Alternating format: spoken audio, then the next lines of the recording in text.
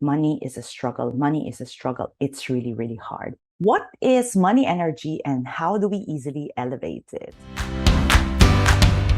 My name is Maria Tan. I'm known as a business coach for misfits because of my uncanny ability to see the tapestry of various threads that makes a person, a brand, or a business unique and special.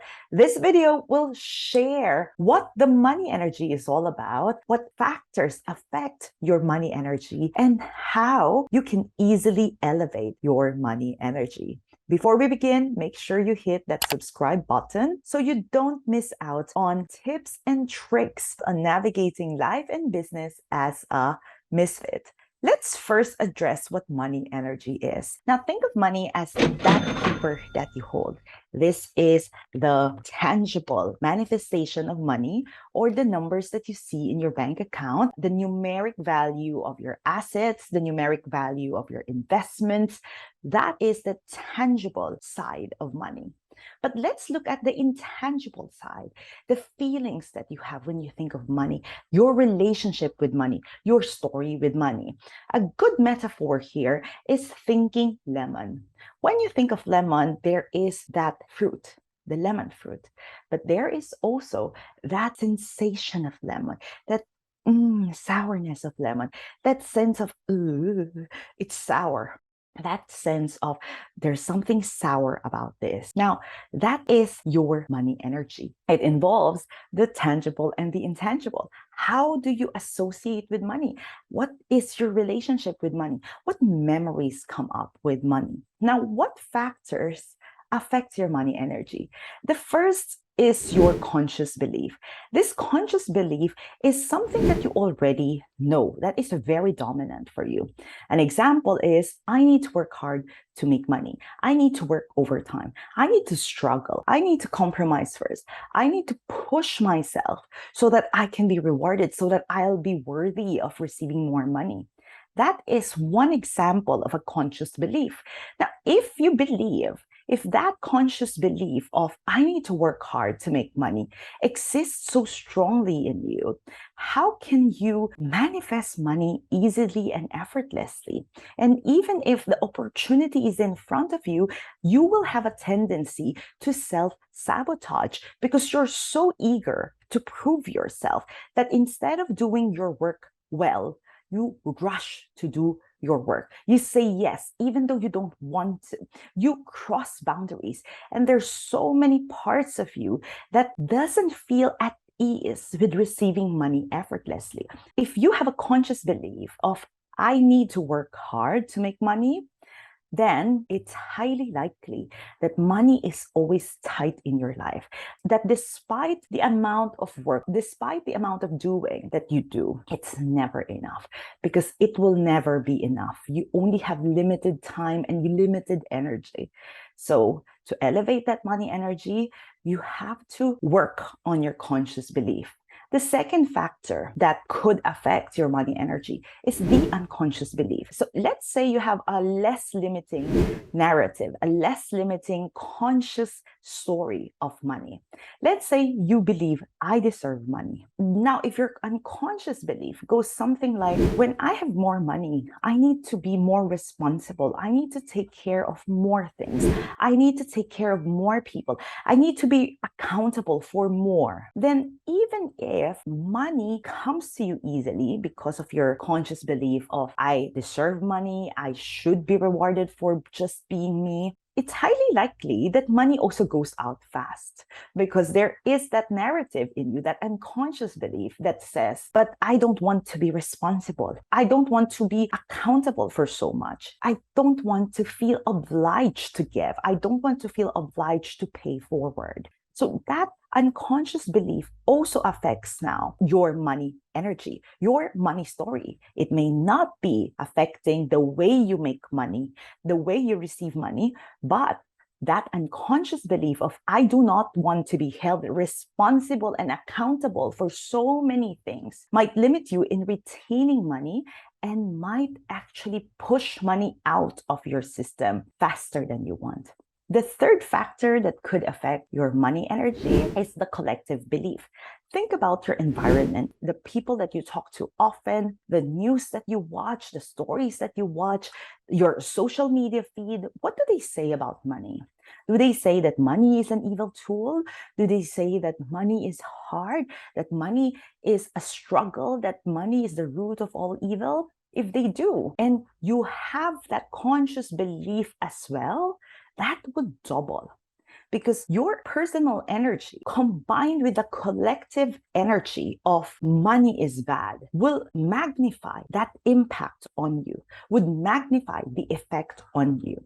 So if your conscious belief already states that money is evil, and maybe your unconscious belief also says something like that, add to that the collective money energy of money is bad, money is the root of all evil, then imagine the tightness that money will bring you all the time.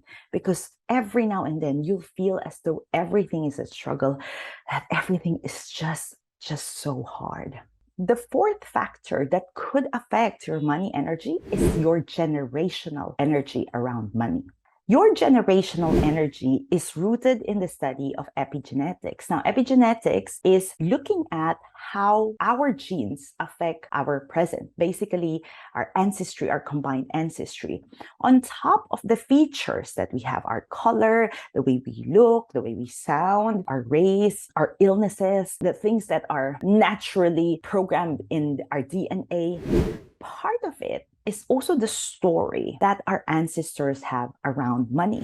So it can be that maybe your father or your mother or their parents or their family tree have a negative story around money. It can be that your parents or someone in that ancestry lost a lot of money. Then that story of, oh, money will be lost or money will be taken away from me may be existing in your system right now. And if that's so, then of course, even though you want to make more money, even though you want to save more money, it just flows out, because that narrative of maybe it will just flow out. Maybe someone will just take it all away. So you cannot relax with money. You cannot enjoy a high money energy, because that feeling of dread, that feeling of worry, that feeling of anxiousness, that sense of someone would just steal from you, it sits so strongly in your system that money fears keep you awake at night and you don't even realize that.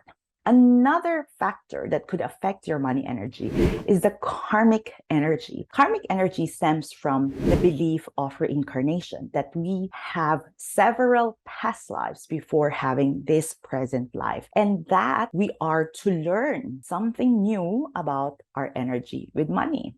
So if in one of your past lives you experience something bad with money, even if you had a lot of money in the past and perhaps it was taken away from you, then that karmic energy can exist right now. And there is subconscious resistance, subconscious reluctance in you to make more. So even if your consciousness, your logical mind says, I need to make more money, but every time an opportunity comes, you just resist it. There's something in you that prevents you from moving forward on the opportunities that you've already manifested. So even if your conscious belief is, I deserve to be rewarded, and your unconscious belief is, the more I make, the more I serve, and your collective energy, the people around you all have good money stories, all high, and even your generational money energy is good. But if there's something in your karma that sees money as a threat, it can still create that discord with money within you. And that could affect your money narrative today. So how can you now elevate this? How can you hack your way around it? I have several money programs that can really walk you through this. But in this video, let me just share with you a very quick way to reprogram your conscious money story. So let's say you have that belief of money is hard, money is a struggle. Most spiritual entrepreneurs, most metaphysical experts will tell you to use affirmations, to use feng shui, to use crystals, etc. And though they can be helpful, powerful, they aren't enough because, as I said, there are several factors that could affect your money energy. So by just using an affirmation, it's like you're forcing your body to push yourself into believing something that your system sees as a threat. So if your mind says money is a struggle, it's really, really hard. And if you're affirming and journaling and using crystals, using feng shui to embrace the idea of money flows to me so easily and effortlessly, despite your effort in repeating and doing everything to let money flow easily to you, it would still be a struggle. So instead of trying to override your conscious beliefs, expand your belief instead. Think, what if? What if money can be easy for me? What if money can flow to me more effortlessly? What if money can be easier? By adding that what if, you're now expanding your consciousness to include the opposite. And by doing so, you're helping your nervous system ease into that new narrative of money can come to me effortlessly. So instead of just affirming and trying to push yourself into believing that money can be effortless, expand your consciousness instead. Think, what if? What if money can be effortless? What if I don't always need to work around a budget? What if I can spend a little bit more today? So allow yourself to expand in those certain areas that your system is unfamiliar with. By doing so, you are now helping your body feel more at ease with trying new things, with operating from a new narrative, from having a better money story. I hope this video inspired you in expanding your perspectives around money and help you start creating different money story. My name is Maria Tan, and I'm known as the business coach for Misfits, wishing you a wonderful journey to more magic in business, in life, and with money.